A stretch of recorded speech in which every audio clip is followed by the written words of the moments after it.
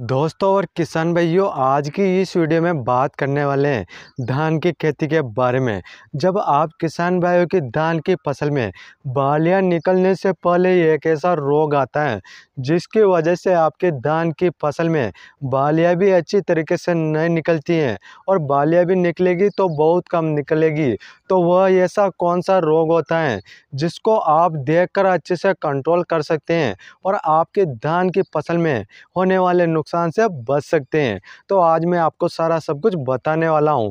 उससे पहले आप सभी हमारे चैनल पर नए हैं तो आप सभी हमारे चैनल को जल्दी से सब्सक्राइब कर लीजिए, क्योंकि आप सभी को इस चैनल के माध्यम से नई नई जानकारियां देखने को मिल जाती हैं। क्योंकि बहुत सारे किसान भाई धान की खेती तो करते हैं पर उनको पता नहीं रहता है कि धान की फसल पीली और लाल पड़ी हुई होती हैं, जो कि उनके पत्ते पीली और लाल पड़े होते हैं। तो बहुत सारे किसान भाई सोचते हैं कि अपनी धान की फसल में नाइट्रोजन की कमी होगी तो उसकी वजह से पड़े होंगे।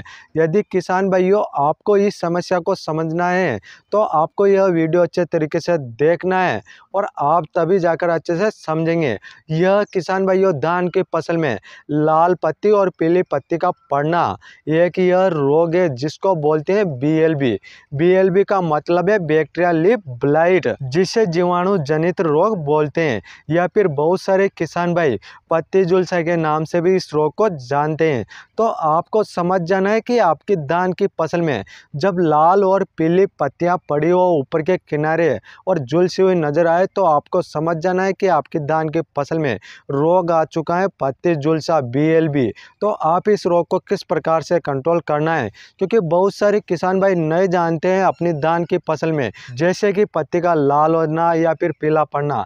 तो आपको अच्छे तरीके से समझना है। तो आपको यह रोग अच्छे तरीके से देखकर समझकर और अच्छे से कंट्रोल करना पड़ेगा, तभी जाकर आप अच्छे से पैदावार ले पाएंगे। और उसके लिए आपको मार्केट से ऐसे कौन से फंगिसाइड लेकर आए जिससे कि पत्ती झुलसा रोग अच्छे से कंट्रोल हो जाए। उस रोग के लिए आपको कीटनाशक और फंगिसाइड और उसके साथ गोंद चिप को मिलाना है। और आपको फंगिसाइड कौन सा लेना है, आप सिजेंटा कंपनी का एमिस्टार टॉप फंगिसाइड को ले सकते हैं।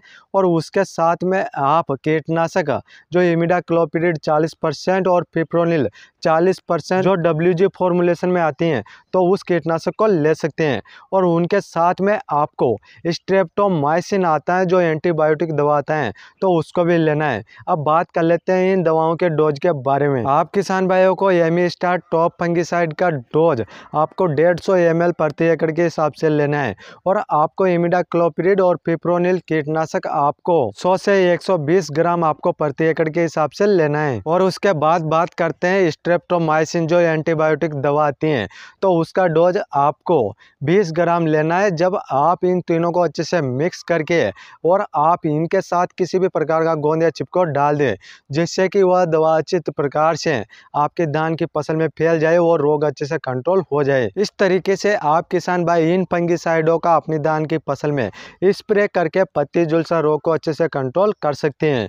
और यह वीडियो ज़्यादा से ज़्यादा किसान भाइयों को शेयर कर दीजिए, क्योंकि आज जितने भी किसान भाई धान की खेती करते हैं तो उन किसान भाइयों को भी अपनी धान की फसल में पत्ती झुलसा बीएलबी रोग यह आने वाला है, तो वह भी इनको अच्छे से कंट्रोल कर सकते हैं और ज़्यादा से ज़्यादा उत्पादन पा सकते हैं। और आप हमारे चैनल पर नए हैं तो आप सभी हमारे चैनल को जल्दी से सब्सक्राइब कर लीजिए, क्योंकि मैं आप सभी को अच्छे अच्छे प्रोडक्ट की जानकारी इस चैनल के माध्यम से देता हूं। यदि आपका कोई क्वेश्चन या सवाल है तो आप हमें कमेंट कर सकते हैं, हम आपका कमेंट का रिप्लाई जरूर करेंगे। फिर मिलते हैं किसान भाइयों अगली वीडियो में।